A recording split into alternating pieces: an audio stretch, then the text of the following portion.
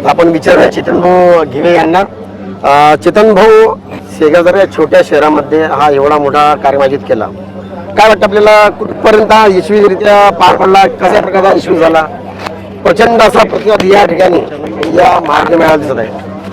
श्री संत गजानन महाराजांच्या नगरीमध्ये आदरणीय केंद्रीय मंत्री प्रतापरावजी जाधव साहेब यांच्या माध्यमातून देश स्वतंत्र झाल्यानंतर 75 वर्ष झाले, तरी पण आजपर्यंत इथपर्यंत राष्ट्रपती कधी उपलब्ध झाले नाहीत. भाऊंनी त्यांच्या अथक त्यांच्या प्रयत्नांनी या ठिकाणी पहिल्यांदाच राष्ट्रपती आलेत या कार्यक्रमाकरता.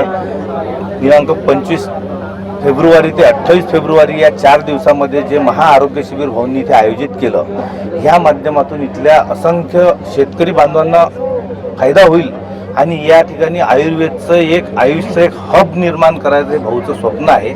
विदर्भामध्ये आयुषचं हब तयार झालं पाहिजे. या ठिकाणी ज्या आयुष कंपनीच्या माध्यमातून ज्या आयुर्वेदिक वनौषधी लागतात, ह्याच्या ज्या मोठमोठ्या कंपन्या आहेत यांचे ओनर या ठिकाणी आलेले आहेत. त्या कंपनी या ठिकाणी स्टॉल लागलेले होते.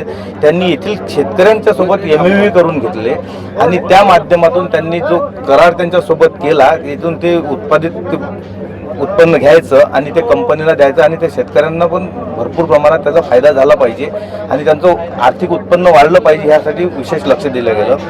सोबतच दिव्यांग व्यक्तींच्यासाठी त्यांनी जे शिबिर आयोजित केलं आणि त्यामध्ये त्यांनी कोणाला जयपूर पॅटर्न टाईपचे हात असतील, पाय असतील, त्या संस्थेच्या माध्यमातून ते त्यांना लोकांना त्यांचे आज मोजमाप घेतले गेले.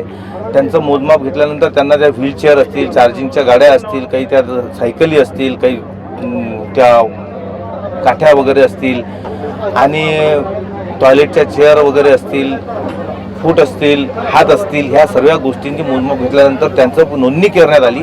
त्या माध्यमातून ते पण त्यांना देण्यात येणार आहे. सोबतच नेत्र तपासणीचं जे शिबिर आयोजित केलं, ह्या माध्यमातून जवळपास 15 ते 20 हजार लोकांना या ठिकाणी चष्म्या वाटपचा कार्यक्रम हा होत आहे. ज्यांना जे चष्मे लागत आहेत ते चष्मे वाटप होत आहेत. ज्यांना मोतीबिंदूचे हे झाले असतील, आजार आहेत जाणवले असतील, त्यांच्या तपासण्या केल्यानंतर त्यांना मोतीबिंदूसाठी त्यांच्या नोंदणी करून त्यांना मोतीबिंदूच्या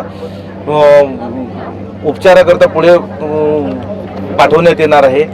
आणि खूप लोकांची आरोग्य तपासणी केली. सोबतच आयुर्वेदाचं खूप मोठं काम आहे. आयुर्वेदाकडे लोकांनी आजपर्यंत झुकले नाहीत, पण हे बघितल्यानंतर लोकांची आज स्वतः लोकांनी ते बघितलं. आज इथं आल्यानंतर लोकांना आयुर्वेदाचं महत्त्व काय हे समजलं. आज लोक म्हणतात आपण याच्यापासून खूप दूर राहिलो. ही एक खूप मोठी संधी आपल्यासाठी चालून आली की या माध्यमातून आपल्या या ग्रामीण भाग आहे, शेगाव शहर जरी असलं तरी या ग्रामीण भाग म्हणूनच ओळखला जाते.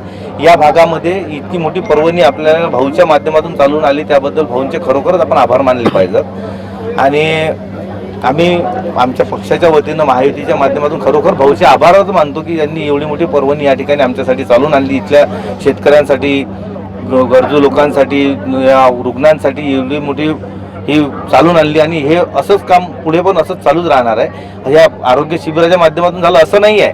आता जर पर्सनली जर कोणी व्यक्ती जर आला, आम्ही याच्याकडे प्रयत्न करू, आम्ही त्यांना ते सामान उपलब्ध करून देऊ. त्यासाठी आम्ही पण पुढे काम करत राहू.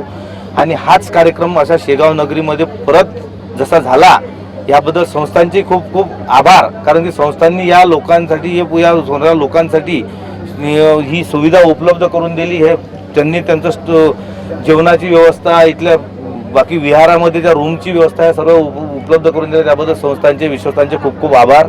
आणि हा कार्यक्रम परत असाच या जिल्ह्यामध्ये झाला पाहिजे आणि आयुर्वेदाचं महत्त्व इथल्या लोकांना समजलं पाहिजे. त्याकरता परत आम्ही भाऊंना विनंती करू की परत तुम्ही हा कार्यक्रम या ठिकाणी घ्या. पुनश्च एकदा भाऊचे आभार मानतो आणि थांबतो. जय श्री गजानन. प्रथम नागरिक झालेला द्वितीय नागरिक आणण्याचा प्रयत्न नक्कीच करतील. द्वितीय नागरिक म्हटलं म्हणजे आपल्या देशाचे लाडके पंतप्रधान नरेंद्रजी मोदी. नक्की. आता यावेळेस राष्ट्रपतीजी आल्या, पुढच्या वेळेस नक्कीच नरेंद्र मोदी यांना आणण्याचा प्रयत्न भाऊ कदाचित करतील. कारण तुम्ही जे बोलता ते समोर रिट्टा आहे, आजपर्यंत अनुभव आहे.